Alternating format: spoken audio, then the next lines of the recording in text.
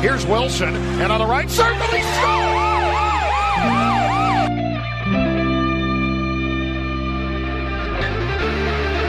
Rebound loose, wild scramble in front, score! Levesque with a buzzer beater! It'll count! And the hat trick tonight, number 21, Simmons.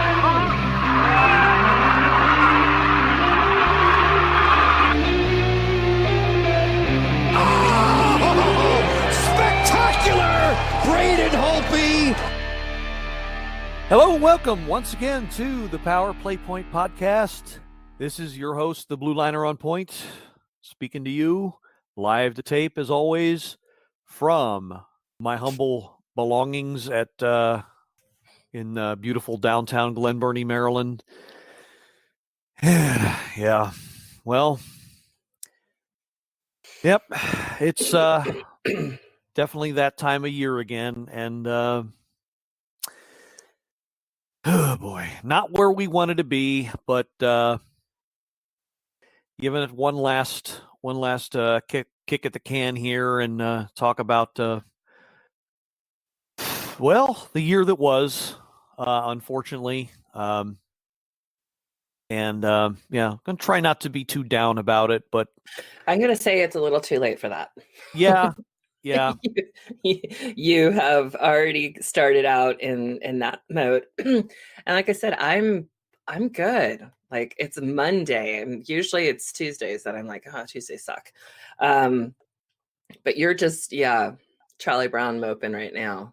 I'm Snap out of it. It's our last episode. Trying not to be. And that, of course, is the voice that is familiar to you, should be familiar to you by now, of the Fairfax teaching prodigy, the mermaid memeing mentalist, the ever beautiful, ever wonderful Anna Knox, of course, live from Centerville, Virginia.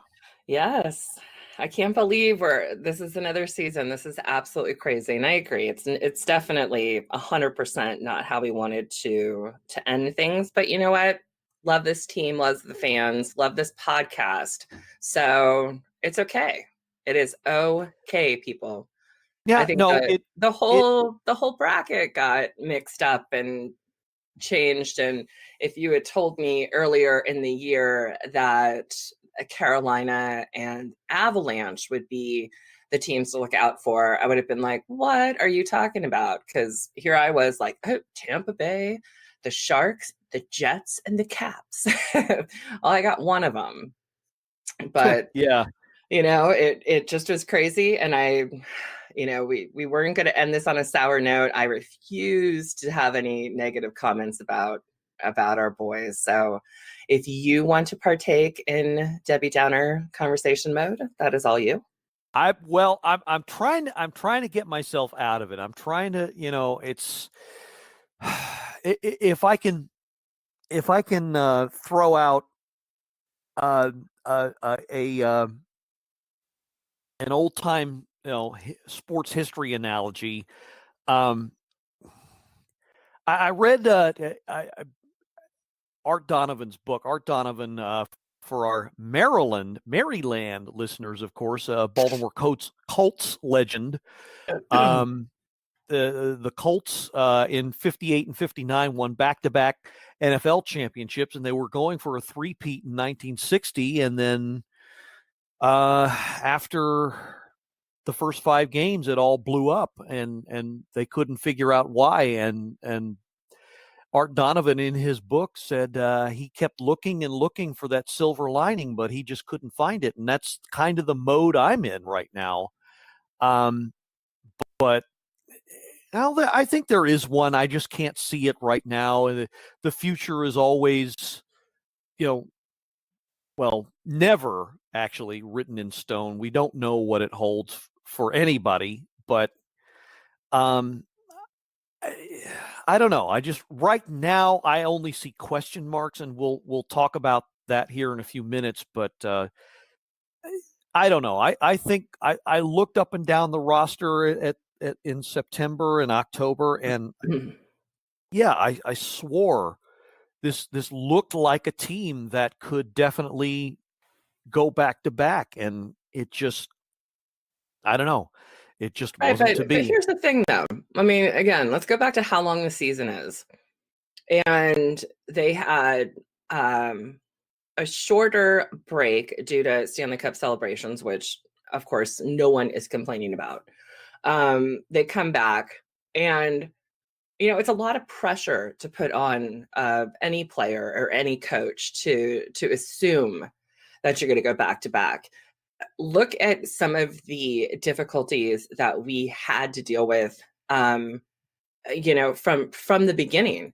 We had, so Grubauer's gone, so now we have Copley, which I've always been a big fan of. But you have Tom Wilson with a concussion, Tom Wilson being suspended 20 games. That was a big blow.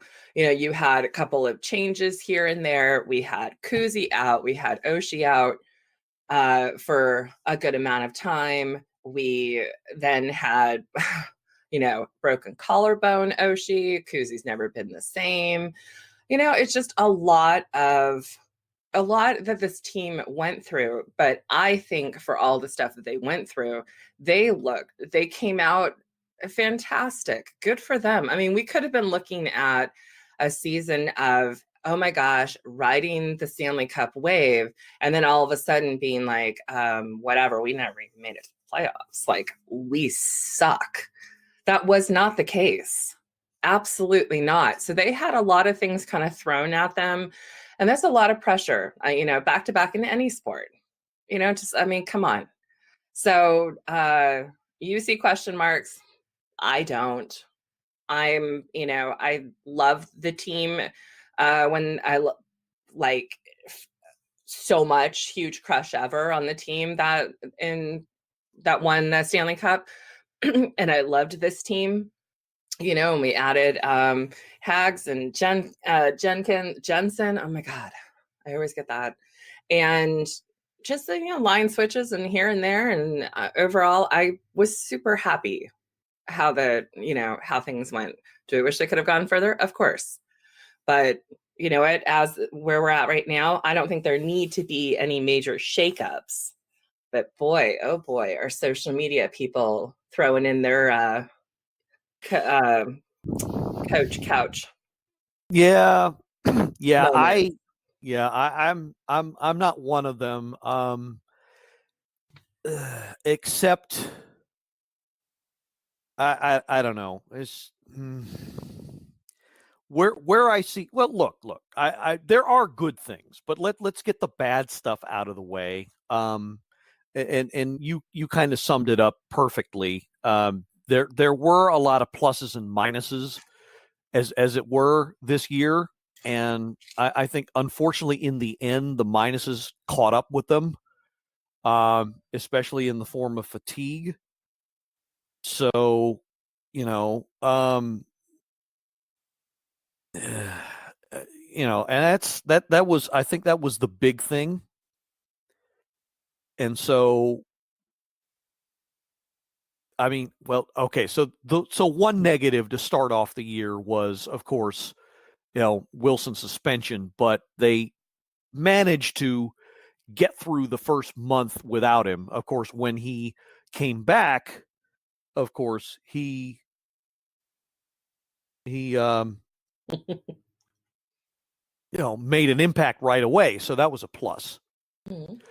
So that kind of made up for that. And then another minus, I would say, is DSP not showing up in ideal condition, as it were, to show up with the team. And you mentioned Kuzi's and Oshie's injuries in the middle of the year. But they managed to recover from that, and I don't know, like you said, playing 100+ games over the course of a year just finally caught up with them and bit them in the butt. And yeah, it was just too much to overcome, I think. As far as the coaches go, I think overall, I would say Todd Reirden acquitted himself very well. He got he pretty much duplicated the regular season result. You really couldn't ask for more as far as that goes. They won the division again. So even with some of those, just mentioning a few of the obstacles they had to overcome that we just mentioned, I think that in and of itself is something to behold. Now, you and I are probably going to get into this about this, but I would say, if not the head coach, which I'm certainly not advocating replacement of, but I would say some, if not all, of his staff might need to go. I'm just going to come out. I'm just going to wait. Yes, way. I'm just going to come right out and say it. I don't think Reed Cashman did very well with the defense this year. If you look at them, and it's not just the playoffs, but if you looked at the whole season, they looked disorganized. They looked out of sync at times. I don't know. I didn't like what he was doing with the D corps for most of the year, and a lot of other guys, agreed with me. And Bernie Diehl was one of the ones who pointed it out all year long. It just didn't look like he had a hold of how they should be playing, spending their minutes wisely, and we kind of saw that in the overtime. Niskanen and Orlov were out there pretty much. I would say 85% of the 30+ minutes for overtime. I mean, I know you got to shorten your bench, but my God, no wonder they were gassed. And I'm going to come back with what I've said so many times before. It's on the players also. So, that's what drives me nuts about this is this wasn't all of a sudden, the Capitals, we were a brand new team and all these new players, and we didn't know how they were going to, mix with each other and this and that. No, you look at the names that were, excuse me, on the roster.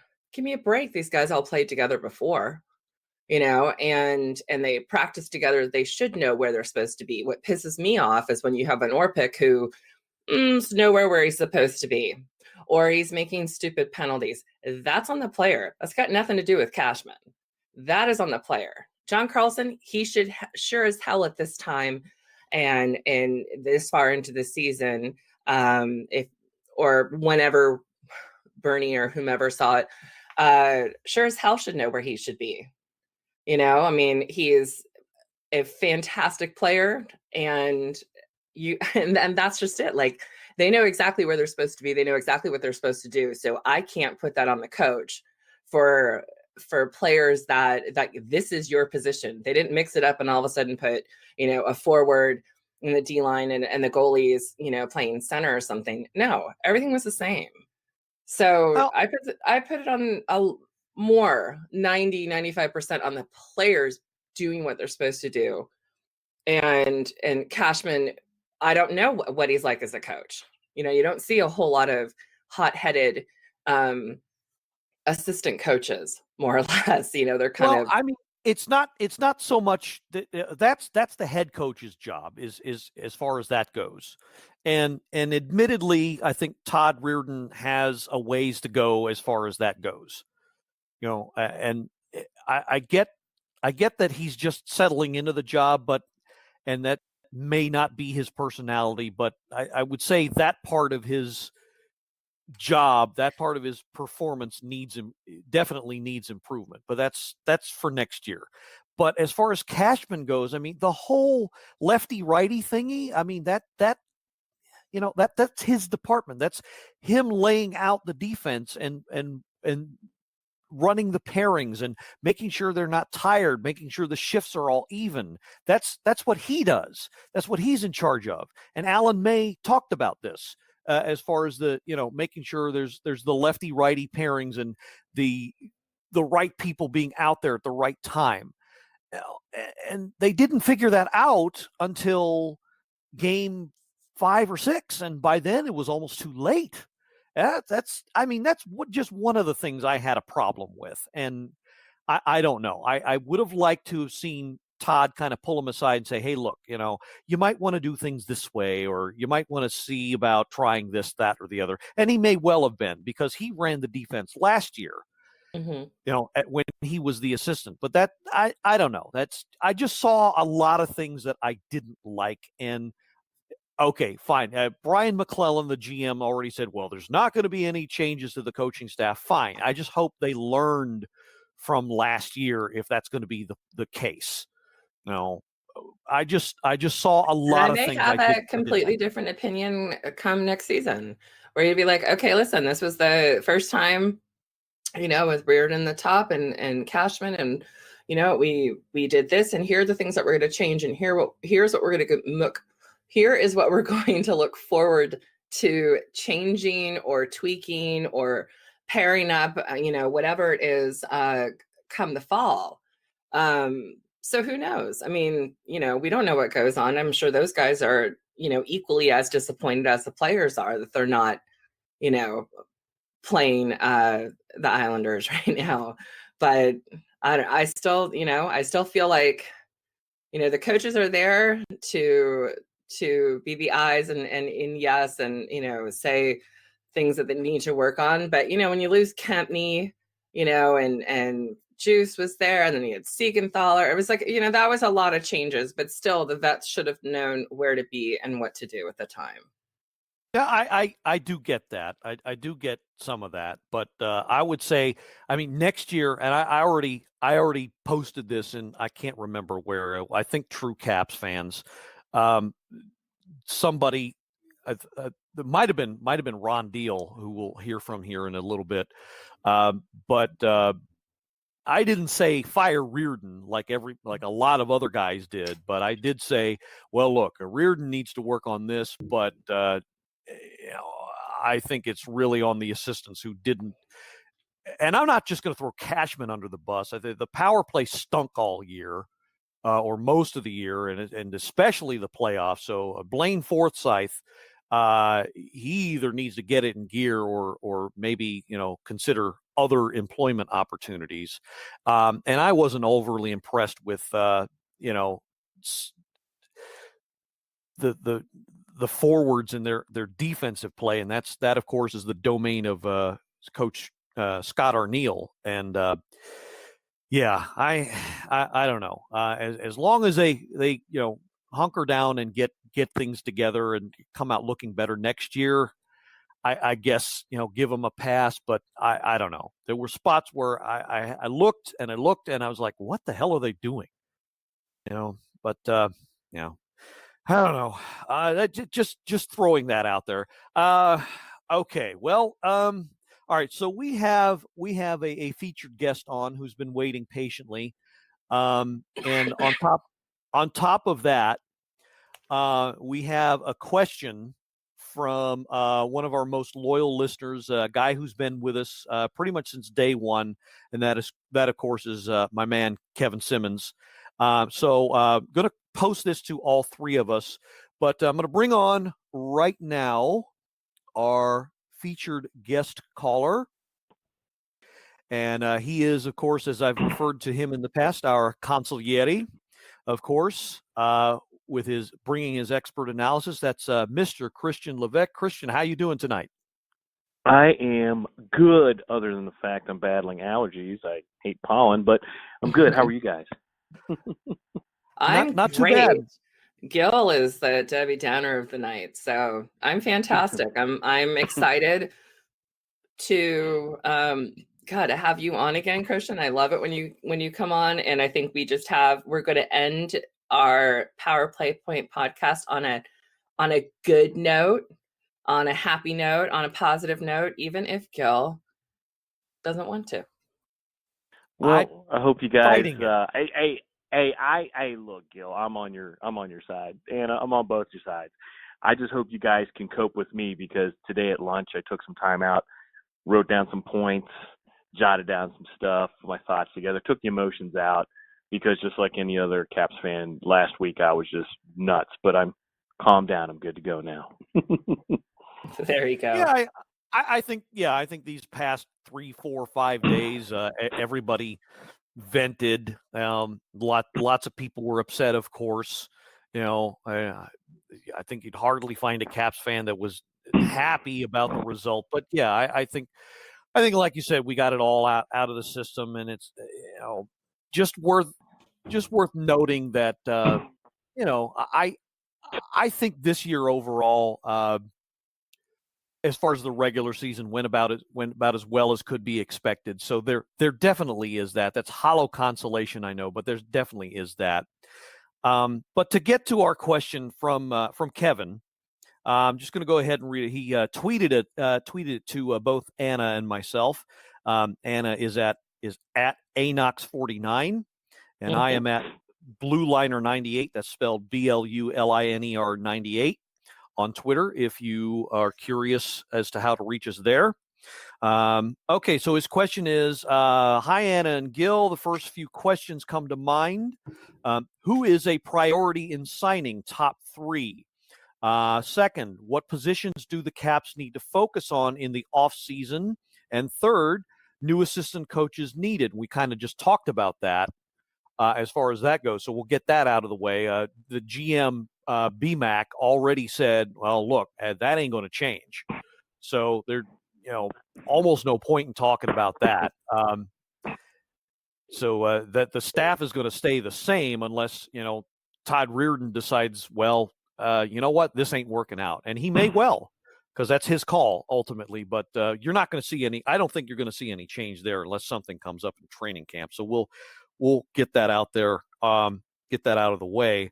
As far as a priority in signing top 3, well, let's briefly go over the FAs.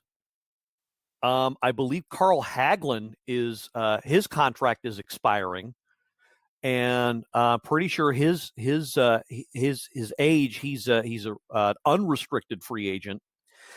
Jacob Vrana is also a free agent, but pretty sure he's a restricted free agent, which means the Caps would get compensation if he's signed to an offer sheet and we don't match. So I would say those two are the top 2. And then you have, Burakovsky and Connolly, of course, are the other 2 big names that are free agents, and Devontae Smith-Pelly, of course. Unfortunately, I would say DSP's probably played his last game as a Cap. I don't see them re-signing him. Connolly and Burakovsky unfortunately also are probably up in the air.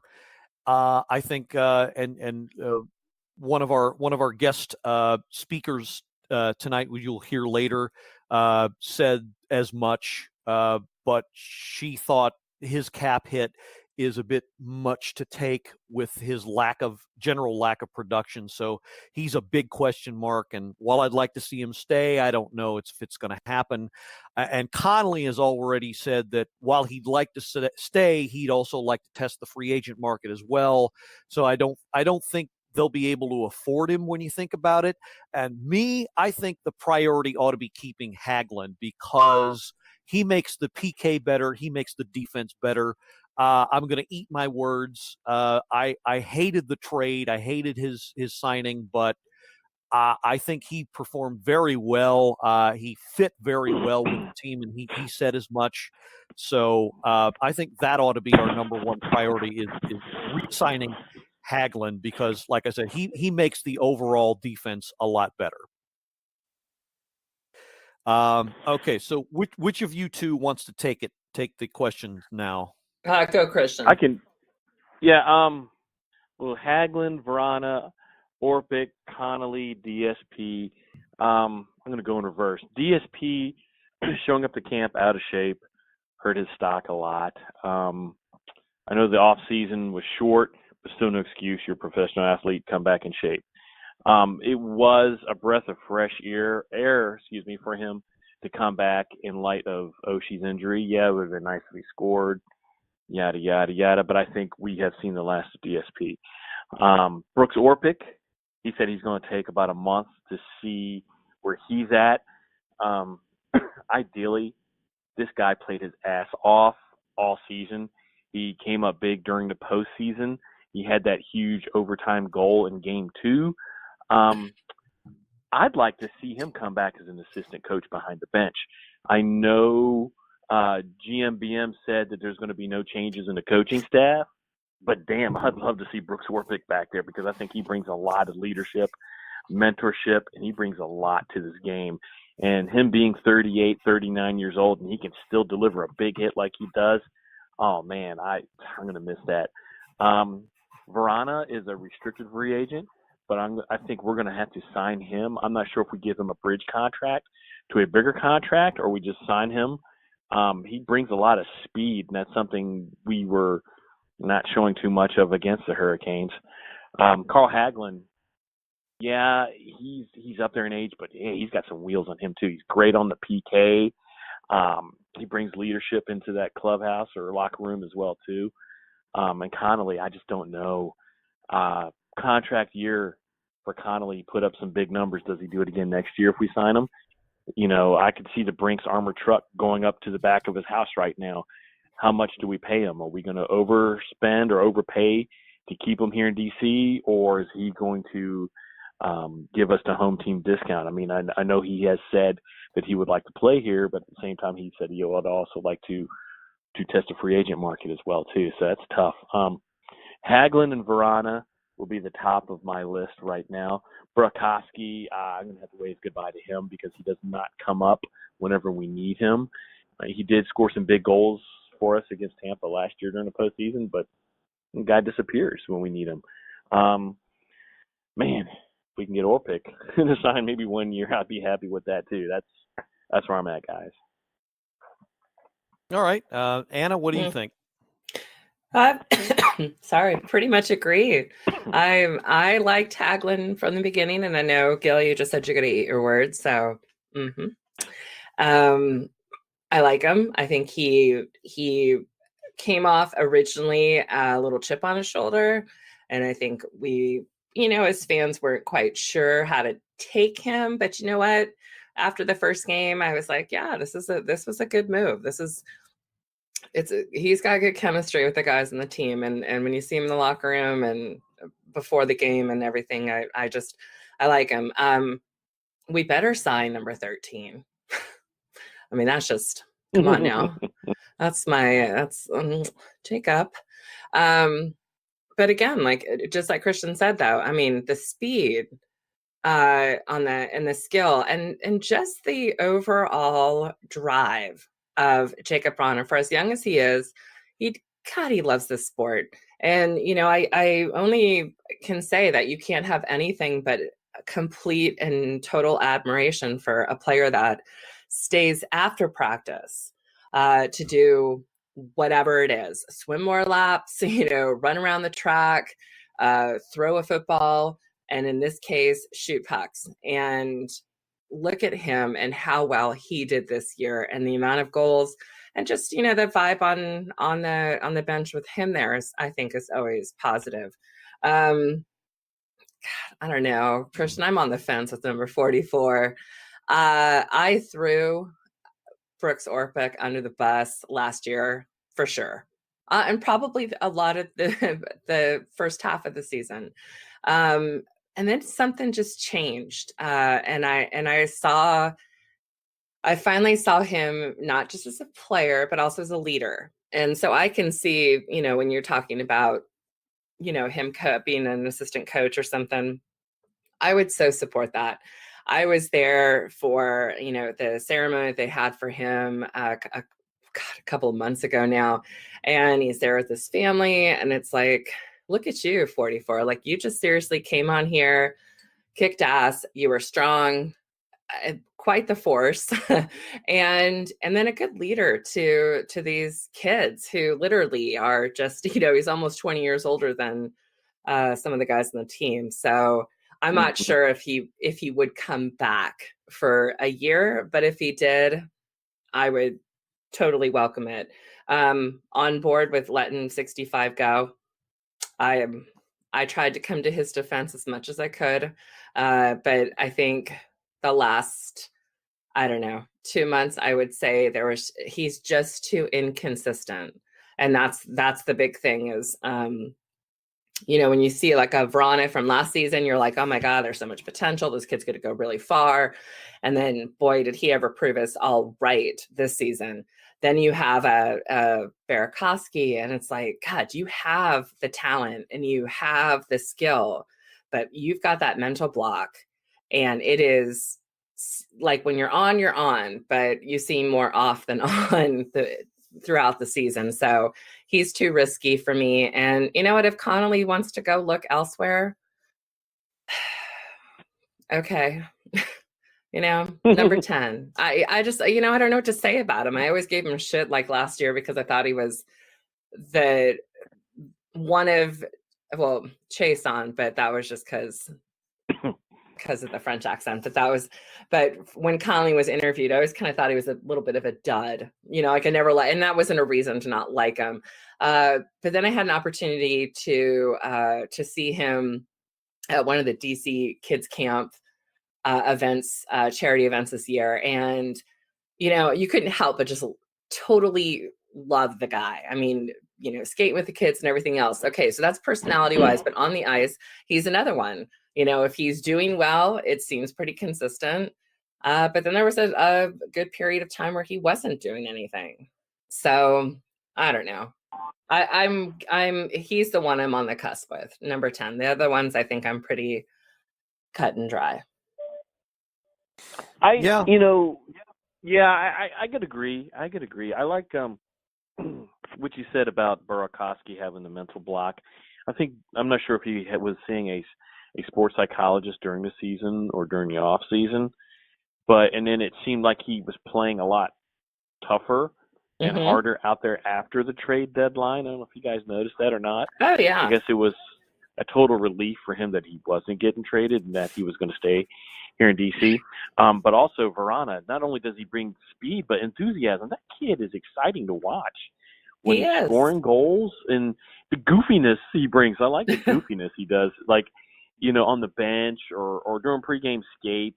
It's fun, and it's exciting for me being an old fart, but I like seeing that stuff. I like how he was one of the first guys to get a tattoo after they won the Stanley Cup the next day or 2 days later. That, to me, that's fun. That is so much fun, And then he upped his game. He could have had a hangover this year, but he upped his game, and I think, what did he have, 25 goals this year? It's unbelievable. And he was playing hurt. He was hurting. I know he was one of the few Caps that was hurting during the postseason. They said he had hurt his shoulder, but he still brought a lot to this team and brought a lot on the ice for this club. I really was excited about it. And that was it. Like when you talk about a player that came on and he was 100% on all the time, and he gave it his all. And then he'd get on the bench and he'd either, smile and joke around the players, but then he was back to, game mode, and you just have to love that he is passionate about it. He's not out there just because he has to be. He's a player that I think the Capitals would be stupid to not sign him, because if this is what we're seeing at 22, I think there's a ton of potential. I have said it from the first time I watched him on at MedStar, probably Kettler at the time. And just, you just get that feeling that this is a kid that wants it, but he's not going to showboat ever. He, wherever he's got his, he's got the backs of his players. And I think that's always a good quality to have too. Like he's a team player. So. Yeah, no, I think you're right. They would be very foolish not to sign him, although they wouldn't really be, they'd be losing a lot in terms of his skill, speed, and desire, like you said. But he is a restricted free agent, so there would be compensation. But yeah, there's no point in not signing him. There I go with a double negative again. Sorry, I said I wouldn't be negative, but there I go. But in all seriousness, though, yes, he is the future of the Caps, bar none. He is the future of this team going forward. So they have to sign him alongside Hagelin, who probably should at least spend the next 3 years here until he starts losing his game. So I would say those two, as far as signing, would be a priority. Now, to spill over to another part of Kevin's question, though, he asked what part of the team, what position should be a priority. Well, those two guys are forwards, of course, but in the end, unfortunately, our depth at defense was challenged. So I would say that's also a priority. Unfortunately, there's two things working against them. Not a whole lot of cap room to work with. And Nope. I don't think really not a whole lot of available third, fourth, fifth, or sixth defenseman out there as far as free agency, to be honest. So those two things kind of working against them. But don't you think with Siegenthaler playing just short of 30 games the first half of the season and being sent down to Hershey because it was a numbers game, and then coming up as a pinch in the postseason, worked out pretty well? I mean, I know it was that gaff, that one play where his stick got stuck in the boards, but people still call that a turnover. But I thought he played pretty well. He's a big-bodied kid. I thought he did well, especially when we decided to sit Christian Juice down. But I that's something to look forward to next year as well. I mean, if Orpik does decide to retire, I'm pretty excited about the kid. Yeah, I have no problems whatsoever with Siegenthaler and the way he finished the season. I thought he finished the season strong. I thought he was a much better fit than Juice was.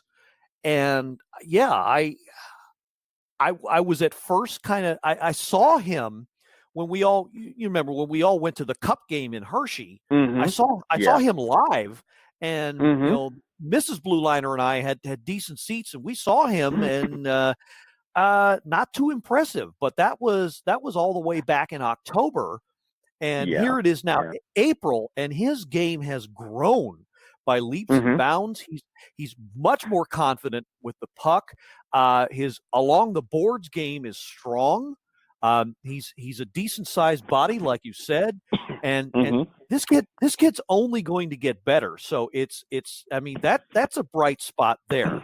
So I think come training camp next year, I think he's definitely almost, I don't want to say anybody's a lock, but almost a lock for at the very least a bottom 4 spot. So it's kind of like gaining a free agent there, but unfortunately, as you know, when Kempny went down and Juice never got back to what he was, you talk about guys being tentative when they came back from injury. Juice was certainly that. So our defensive depth was definitely tested. So, I mean, if BMAC can pull another rabbit out of that hat, that'd be nice, because exceptional. That'd be great, because now you've got so you've got Orpik, who's a question mark. So at the very least, you need to replace him somehow as at least the 7th spot. And I don't know if Juice is going to stay or not. I think he's another free agent.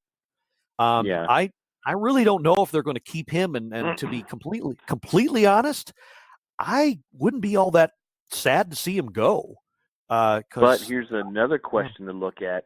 With Niskanen, though, there's rumors going out that he could be a possible trade target because of how close we are to the salary cap. So if we do end up, let's say Orpik does make up his mind and he does decide to leave, and then we're out Niskanen, but we have Kempny back, we'll have Siegenthaler, and then possibly do you sign Juice to a smaller deal because of where we're at, or do you make a deal to get Niskanen out of town and bring somebody in? I mean, that's something I've seen now the last couple of days. I don't know if you guys have seen that or not. No, I haven't, and that's why we're always glad to have you on, because you have that radar about you, looking at one eye on the future always, and what's possible. So yeah, that's something I didn't think of.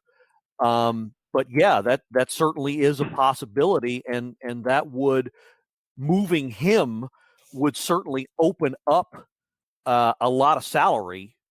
I'm opening up cap friendly now as we speak, so I'm trying to get a beat on his salary, but I think he's making something like at least $4 or $5 million in his cap hit. So yeah, if they traded him, yeah, they would be in a position to get a lot of room going on.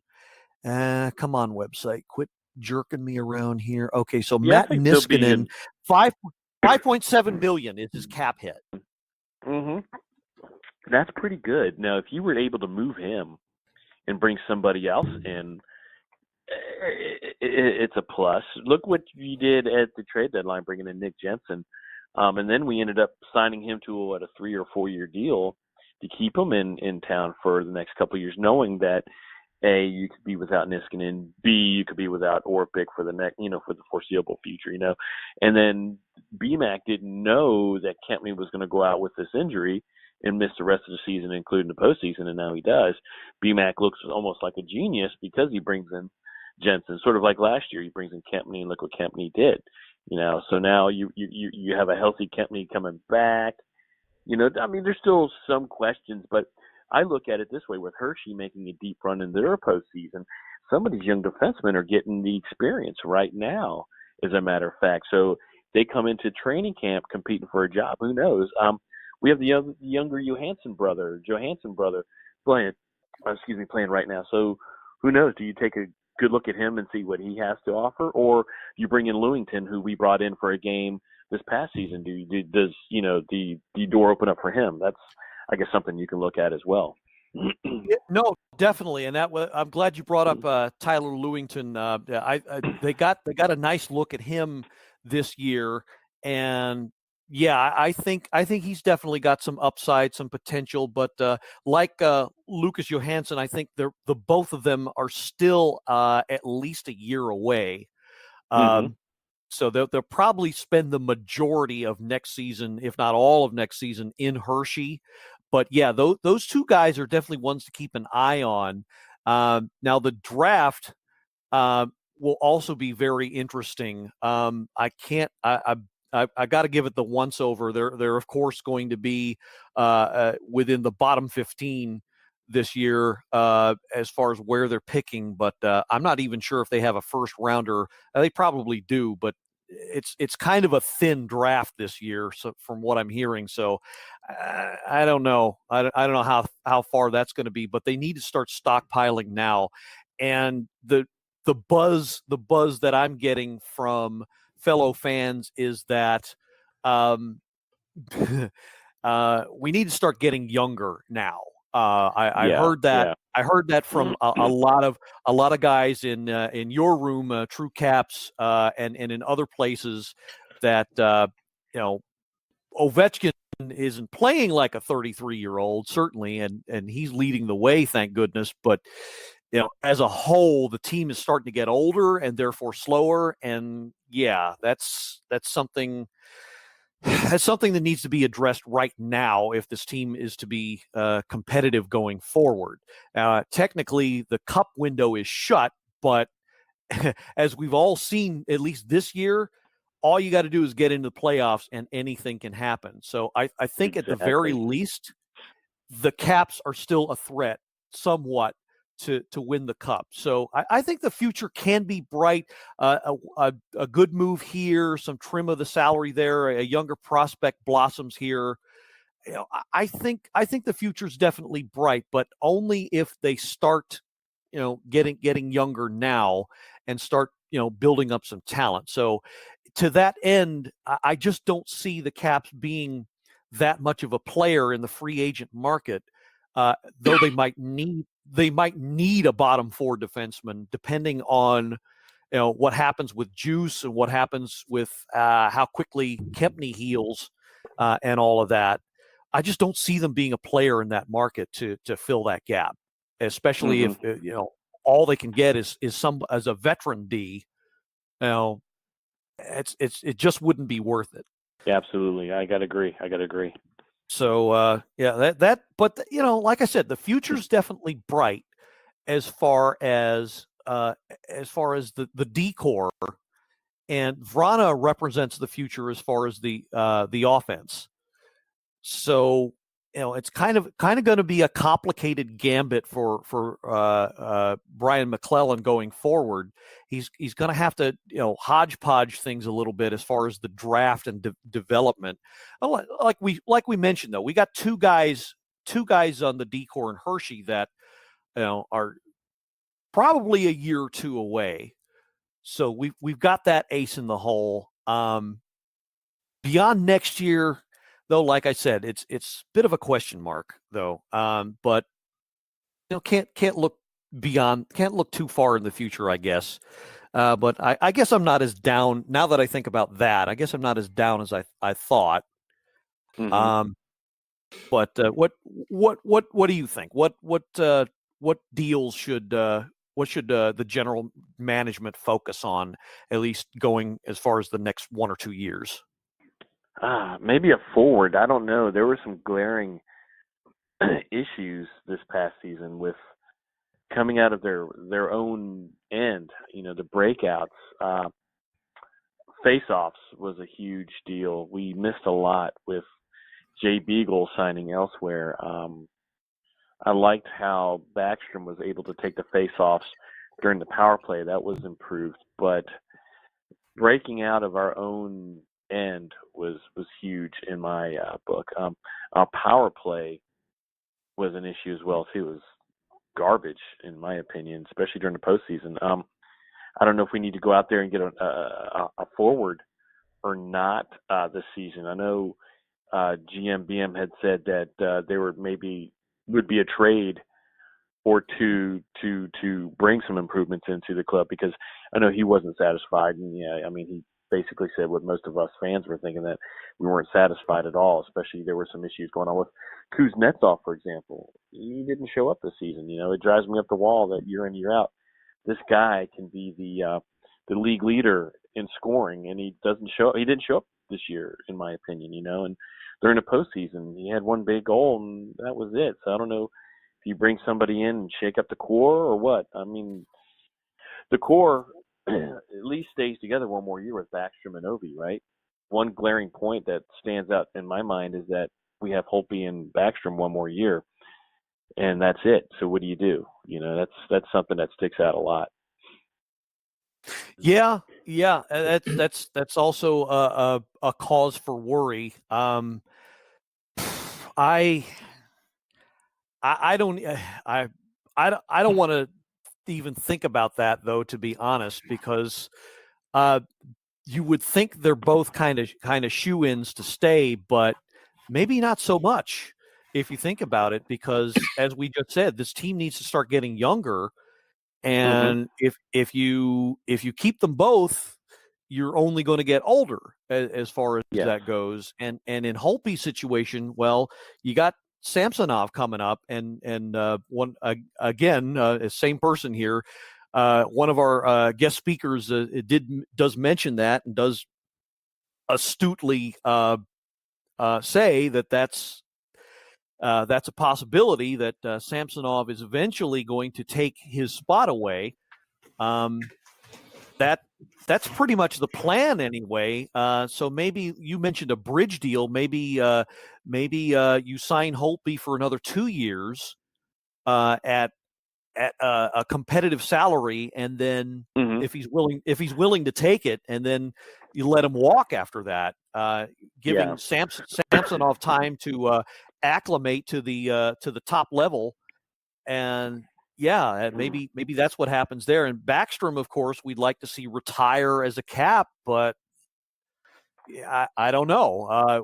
What's he gonna ask as far as term and salary? You don't know. I mean, do you want to hang on to a guy when he's 38 and maybe his game is slowed down, and you're paying him upwards of maybe anywhere from $7 million plus?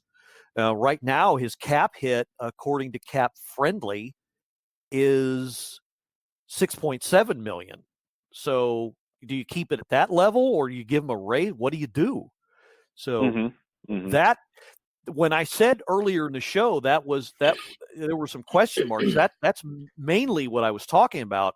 Besides the free agents we have now, it's the two guys we have the potential of losing. So I don't know. It's going to be a nice, convenient balancing act for management to take care of. I'm just hoping we don't end up like certain other teams did, where the Caps were a one and done because they couldn't manage their salaries, they couldn't manage the payroll, and therefore couldn't afford decent caliber players. So I'm hoping that that's not what it comes to. So a lot of that's going to be addressed this year. So. Yeah, BMAC is going to. He's got a tough decision, or tough decisions to make in the near future. But here's another question that I've seen on Twitter and on these other cap sites: is that do you trade Holtby now while he's in his prime to get younger prospects? Since you have Samsonov in the pipeline, Samsonov is getting the experience in Hershey. So do you trade Holtby ASAP, or do you do the bridge gap? Do you give him a couple years left? Because obviously you don't want to bring Samsonov up too fast. And remember, we signed Copley a few months ago, if I'm not mistaken. So he's still up here for another 2 years as our backup, who I thought did a pretty decent job backing up Holtby. But that's another thing that's another question has been posed. Do you trade Holtby to bring in prospects to get younger, knowing you have Samsonov in the pipeline? That's something to think about as well. Yeah, that's definitely another possibility. But getting back to this year, trying to focus on some positives here. We mentioned Siegenthaler and how his game improved. And Vrana ended up having a career year. So those two guys can end up being the core as far as the future goes. And Carlson certainly lived up to his contract, I think. I think it's it's a crime that once again he was snubbed for even a Norris Trophy nomination. I don't get that, but I don't know. That's how it goes, I guess. But no, I was happy with him overall. So he's pretty solid. And getting back to the forwards, I guess as far as the future goes, that's kind of where some question marks begin to develop. Top line, of course, is solid. And speaking of top line, of course, and getting Anna back into the conversation here. Top line Tom. Yes, for sure.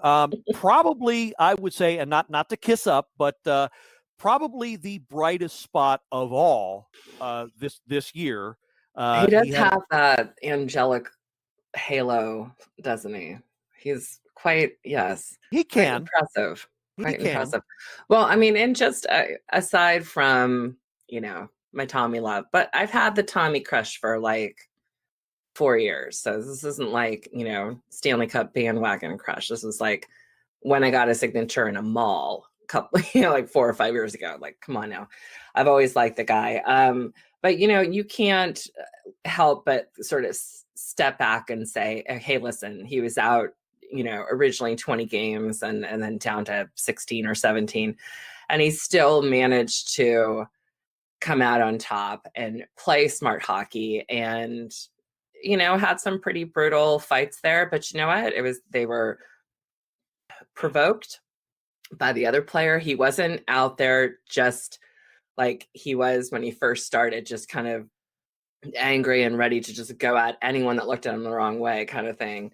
So a player that definitely matured, and, to be out that many games and still come back and mesh with your team and have that chemistry and be able to score as well. And then be everywhere. I mean, it was really, really impressive this year. So, and I was here the whole time you guys were talking. I just had to go deal with a little kid homework issue. But I think, Gil, you hit it perfectly when you said about needing younger players. I mean, it goes with any sport. There are a handful of players in NFL, NHL, NBA that you're just like, how old is he? Holy crap! And Orpik being one of them, and then of course we've got those Backstrom and Holtby and whatever to consider. And I think that as followers of the Capitals, it's always hard to let go, of somebody that you've followed and admired and rooted for, and on and on and on. That to let them go, or to have them go to another team, is so much more heart-wrenching than it is to retire, I think, because they're like family. But it is time for those young ones to come up and fresh legs, and they've got the aggression, they've got the skill, they've got the speed. They just need to kind of calm it down a little bit. But I think that Siegenthaler is a perfect example of someone who came into a situation and did extremely well.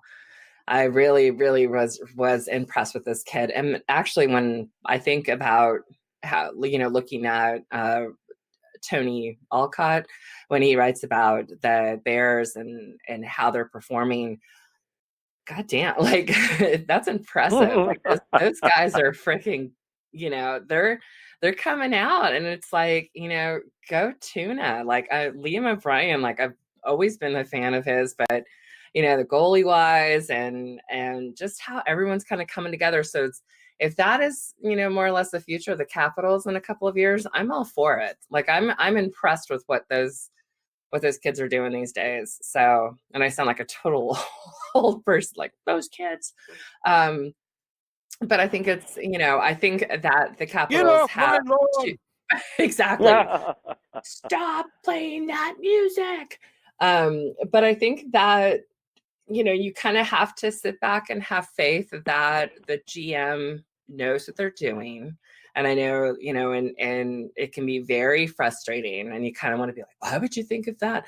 There's a reason behind, all these situations. I don't think Brian McKellen is like one that is that he's going to make impulsive decisions. I think he very much takes the time to look at the players and who's worthy of this and so on. So I think we just need to have faith in him and the coaches, and getting back to 100% healthy Capitals team. Hopefully, Oshie included. I'm assuming he'll be back, because I don't know what broken clavicle, collarbone injuries are like.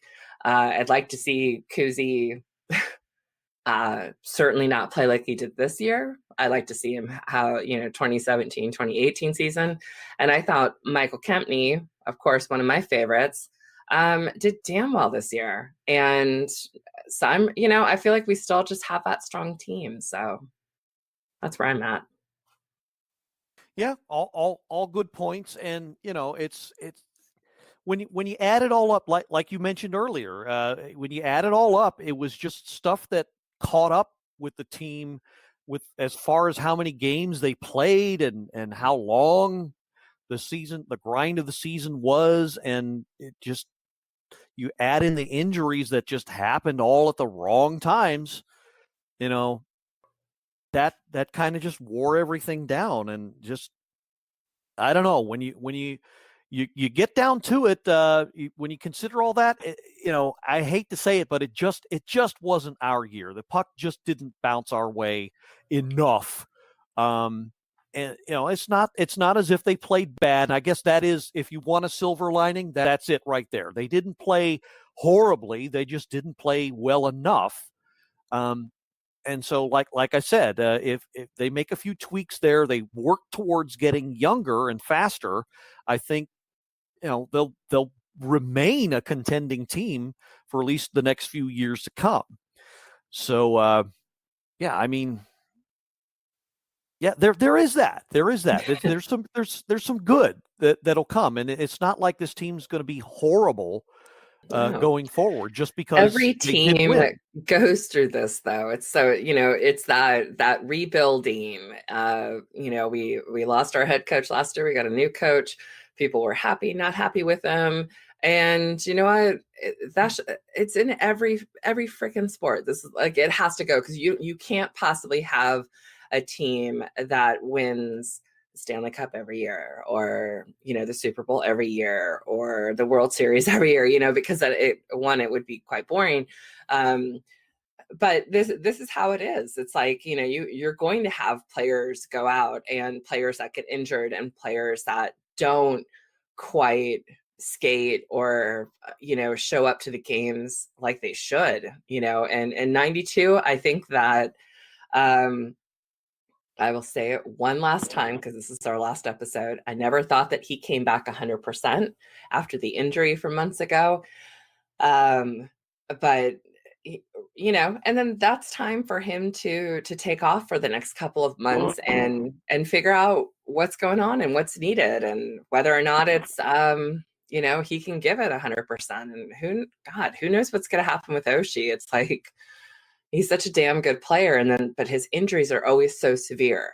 And that's what freaks me out, is I don't want to see just something, when he went down with that clavicle, oh my God, that just broke my heart, because you could see how much pain he was in. So I don't know. It is what it is. And I think that we just need to be proud of them. They won their division. We made it to the playoffs. I think the only word that comes to mind when I think about how they played against Carolina is fatigue. I can't say it's on the coaches. I'm not just going to say it's on the players, but I'm just going to say, the sport in general. These guys had their break was cut for celebrating and doing all that kind of stuff, but it takes a toll. It truly does. And I'm still proud. I'm still, I'm having a hard time watching some of the games right now, although it's been pretty damn good hockey. So that's that. Yeah, I think you're right. As of course you always are. Nice save. Nice save for the last episode, Gil. Speaking of the last episode, I think we're pretty much going to wrap it up here. I have to make a bit of a confession. For the last, ever since the elimination, of course, I've been kind of struggling with things. I don't want to make too much of it, but I actually considered making this the very last episode ever. As far as ever. But I've since changed my mind, and with the help of a bunch of our loyal listeners who and I sent the invite out. This is something of an open mic session, and Christian, of course, thank you for coming on.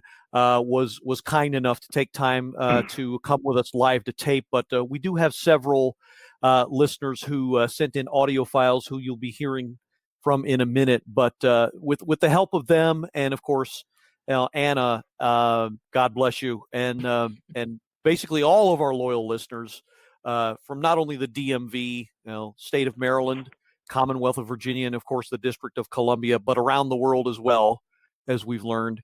Scotland. Thanks. Yes, Scotland, Wales, France. Yep. Thank you all. You kind of helped me turn things around. I listened to your posts, listened to your messages, read your posts, and you're passionate about this team and passionate about this podcast, and I can't help but return that in kind. So I have you to thank for it. We're small but proud, but we're getting bigger by the day, and I just want to take this time to thank each and every one of you. I wish I could name you all, but we mentioned somebody before, Tony Olcott. I want to thank him kindly for his updates as far as the Hershey Bears schedule, especially with the playoffs. You can catch his posts on our Facebook site. Just some unsung heroes and heroines that posts often on our page. My old friend Doug Lucerarian, who also can be seen in True Caps, Mary Beth Jennings, Kat Hadlow, Brian Bigham, of course, and his wife Heather. Want to send a special shout out to them. Ron Diehl, who you'll be hearing in a few minutes, want to send a shout to him and his daughter Paige, who all through the last Cup run had issues with her heart and has finally gotten a clean bill of health. So I just want to throw that out there. Great. And yeah, so we're always looking for positives here, and that's definitely one of them. And so good to see that she's coming along as far as her health. Yeah, so thanks one and all for indulging me and Anna and Christian and all of us for another year.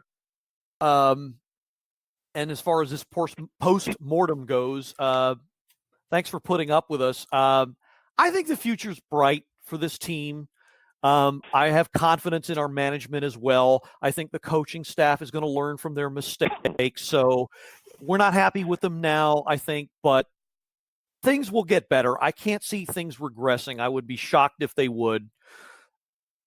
Pardon me. So I think overall we're in a good position. So while I'm disappointed with the end result, if we keep our eye on the future, it's nothing to worry about, and it's nothing certainly to be ashamed of. So we're gonna play the audio clips and end with that. So unless Anna and/or Christian, you had some final thoughts you wanted to air out? Oh, no, I'm good. You guys were world class again, just like last year. I really appreciate you guys having me on. It was you know what? Nothing to be ashamed about this season at all. We played our butts off. It is what it is, We have a lifetime of memories from last summer. Nothing to be down on. We were division champs. We played against a tough Carolina team. Nothing against those guys. Nothing against Justin Williams and those bunch of jerks. Those guys played their butts off. I am still really proud of our boys. Really proud of the job Reardon did. He had a tough job or a task ahead with replicating what Trotz did for us last season. So I'm happy, excited for the future. I'm excited we're in good hands with GMBM.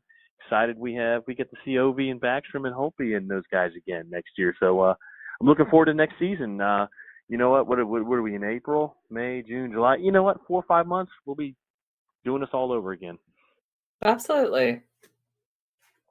And so nothing to be ashamed of. Really excited. For certain. And yeah, we're gonna keep an eye on the future. But yeah, can't wait for October again. I think it's just one of those years where got to just take some time, recharge the batteries, and I think that goes for all of us as fans as well. Because while it was 2018 was exhilarating, it was also exhausting. Looking back. So it'd be nice to get a few months off and just get back in there full force. So but yeah, October is going to be great. I can't wait for this team to come back. So I think we're going to wrap it up here. And I usually end with a joke, but I'm going to end this with a smile because I like this team and the way it is now. Hell, I love this team. I always will. But I think there's no reason right now why they can't contend for the Cup. So aim high, just like they always say. So for Anna Knox and Christian Levesque, this is the Blue Liner on Point signing off for 2018-2019. We will see you in October for next year. We might do another show with regard to the draft. I'll put out the information if we go that route. But we'll at least see you again in October. And one last time, hallelujah, and let's go Caps. Go Caps. Let's go Caps. This has been another episode of the Power Play Point podcast. All episodes are available from Apple Podcasts, the Podbean app, blueliner77.podbean.com, and now available from Stitcher. Music by Joe McAllister, voiceover by Jeffrey Conkle.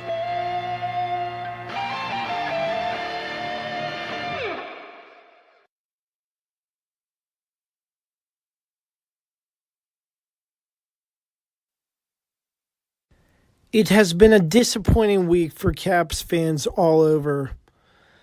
And yes, disappointing for me as well.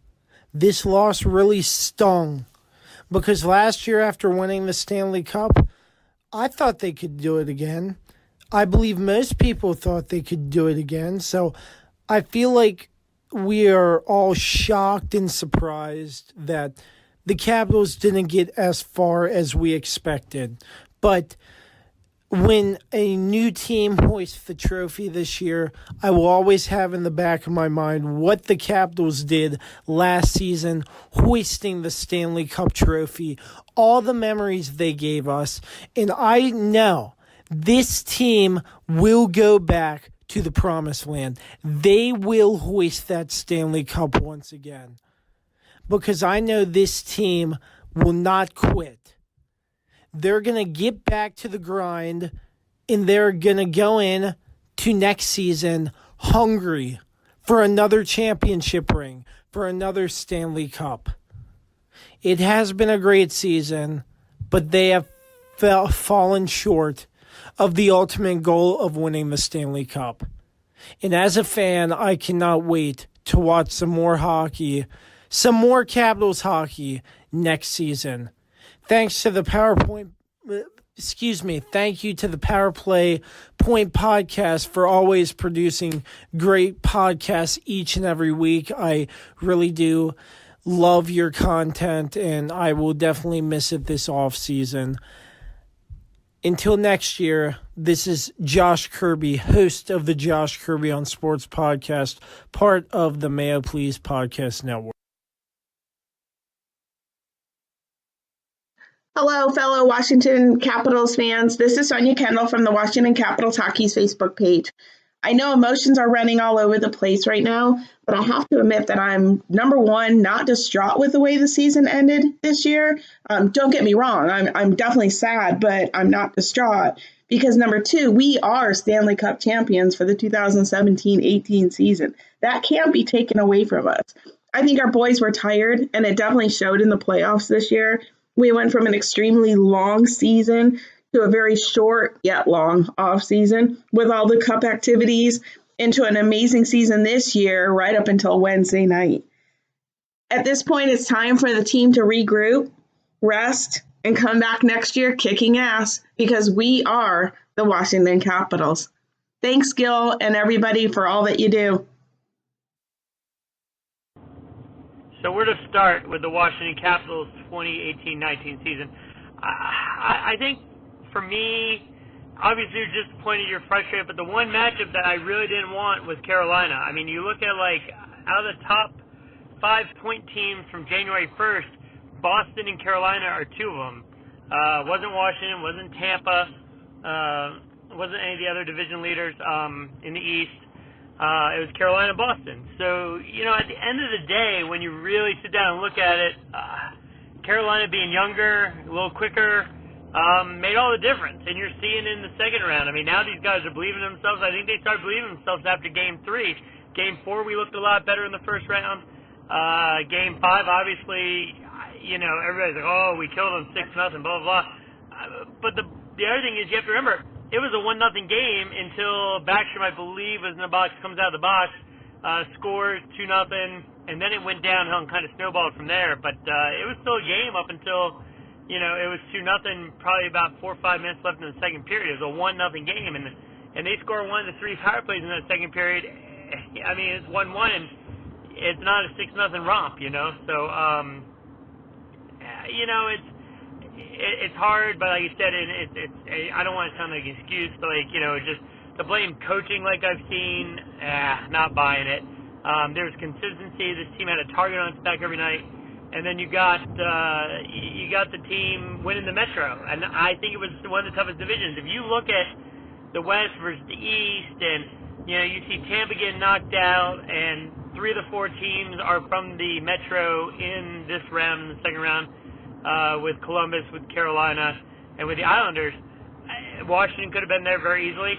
I just think it's almost like, well, you see Boston and Tampa racking up points, but yeah, they're playing like teams like Detroit and Florida and teams like that. Not to say we have a few weak teams in our division, but I feel like the Rangers gave people like their best game every night. Yeah, I feel like obviously the Islanders, the Caps, the Pens, the Flyers, I mean, we're in it maybe, up until about the Stadium Series, maybe a little thereafter. They threw some games away. So overall, 2018-19 season, solid season. They battled their butts off. When it comes down to it, too, sorry to make it sound like excuses, I thought like the biggest loss, once they lost Kempny, I mean, look what happened when they pulled Kempny in and solidified their, D last year, and everybody was slotted in a good spot, and I think that's always key. You go back in the day, look at a guy like John Erskine, and, he'd be slotted as a 3-4 guy, and, I think that's one of the big reasons why those Boudreaux teams never made it over the hump. But guys got to play where they're slotted and what you got, and it's the salary cap era, and it shows why it's hard to win, and to leave it at this, folks, that's why we should enjoy 2018. Never be complacent, but enjoy what we did, because it's so hard to do, and Lord only knows after 44, now 45 years, we get that. So, hey, Gil, thanks for taking it, and we'll listen to the podcast. And, hey, Caps fans, there's always September training camp. October we'll try it again and see if we got a twin for that banner up there.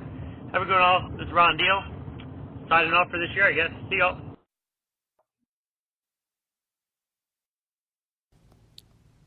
First of all, Anna and Gil, I just wanted to thank you for having me on the podcast. It's been a lot of fun the few times I've been on there. Truth be known, I'm a really shy person, so this has made me come out of my comfort zone, and I really did enjoy it. So I'm hoping you invite me back again next season. Does it suck that things ended so soon? Absolutely. But for those that said the leaders of this team didn't show up to play or didn't play with heart, all I can say is just fuck off. It's a team sport. You win or you lose this one.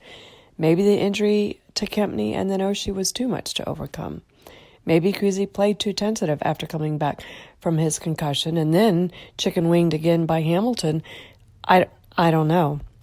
I've never had a concussion, so I don't know how it can affect you. But they also lacked secondary scoring. What's done is done, and you come back stronger and more focused next season. We've seen the good, the bad, and definitely the ugly this past season.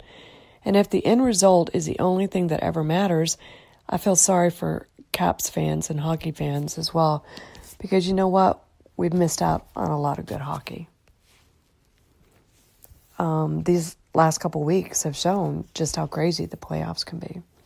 One thing that still frustrates me to no end, though, is the inconsistency of the reffing throughout the league, and especially in the playoffs.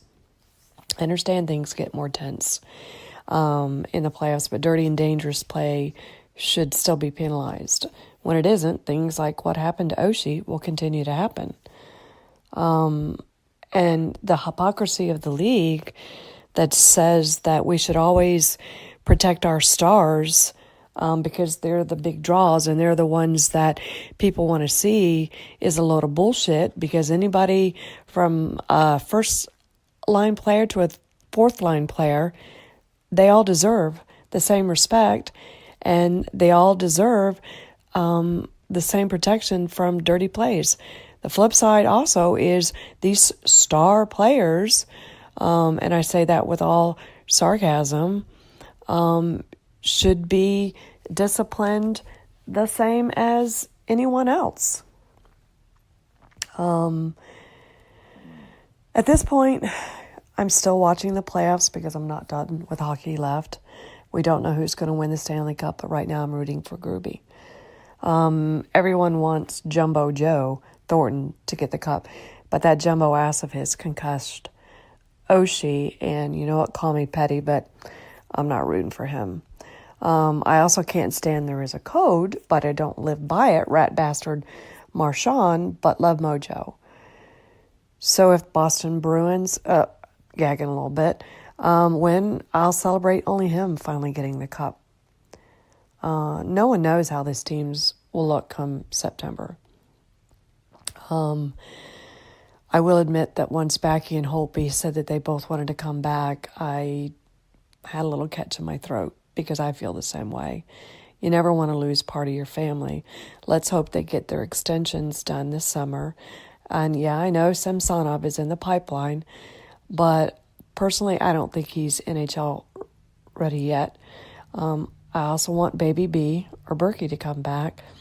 But with his inconsistency, that $3.25 million, I think, cap hit per year is a little bit hard to take with everything else that this team has to accomplish in the offseason. I'm so proud of Willie. He's continually to grow as a player and a leader this season, and I'm confident it'll be next season as well. To that end, I say, you do you, Muffin Man, and we'll keep the guy who you say you're comparable to. I find that the best things about sports can be their fans, and also the worst thing about sports can be their fans. To the Hurricane players for the way they played, and the fans that celebrated Oshie's injury, all I can say is, bless your heart. I've met so many people in person and virtually online because of my love of this team and hockey in general that have become like a second family to me. So to all of you, I hope it continues, and thank you. Our season is over, but you can damn well guarantee that once October comes, I'll be sitting in Section 217, wearing my red thong, looking up at that banner and appreciating all that the team and the fans went through last year together. I'll be supporting the team. And last but not least, to Anna, let's thank the hockey gods for Patrick Sharp, and go Caps.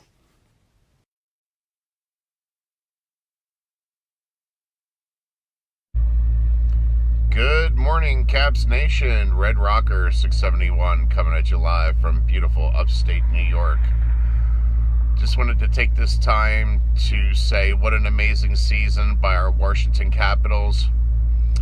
And to all my friends out there in Twitter land or the Twitterverse or whatever you call this Twitter thing, it's been an enjoyable time cheering our red, white, and blue Washington Capitals on this season. To all my new friends and to my friends from last year, keep the faith. We'll be back next year, bigger, badder, stronger than ever. And I hope you guys aren't a stranger this off season. Everybody have a safe summer. And I love you, Caps Nation. Miss Ginger, Miss Mandy, Miss Stephanie, Miss Anna, Mr. Sean, Mr. Gill, everybody out there in Capitals land, all the announcers, Mr. Joe, Mr. John, Craig, all of you guys, thank you for an amazing season. And if I forgot anybody, I do apologize. But everyone under the Capitals umbrella, what an amazing year.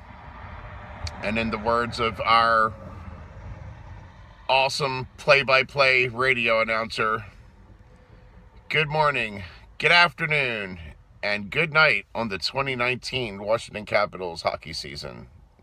Take care, God bless, go Caps!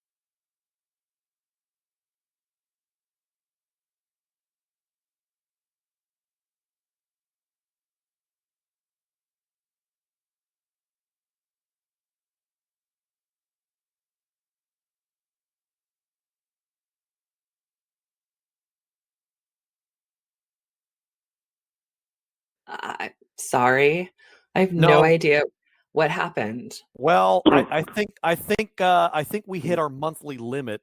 No.